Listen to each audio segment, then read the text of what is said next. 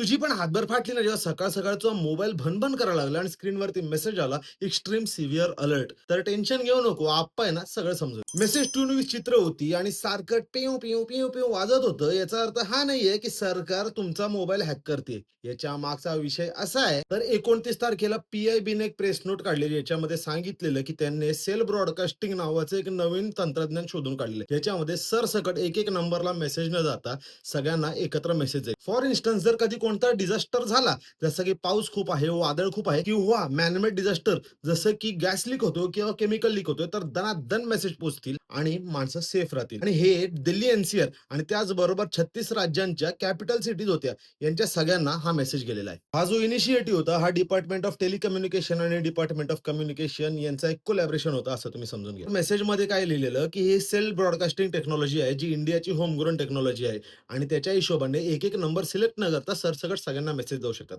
याचा फायदा काय होणार, तर कोणतीही इम्पॉर्टंट नोटिफिकेशन आहे ती सरकारला जेव्हा स्वतःच्या नागरिकांपर्यंत पोहोचवायची असेल, ते खूप जास्त सोपं होणार आहे. आणि त्या मेसेजच्या खाली लिहिलेलं की डू नॉट रिस्पॉन्ड आणि त्याच्या खाली ओके नावाचं बटन होतं, याच्यावरती आपण क्लिक केलं होतं आणि तो मेसेज गायब झालेला. तर बेसिकली एवढंच आहे की हॅक वगैरे काही झालेलं नाही, सरकारचा एक इनिशिएटिव्ह आहे, त्याला आपण सपोर्ट करतोय. ठीक आहे.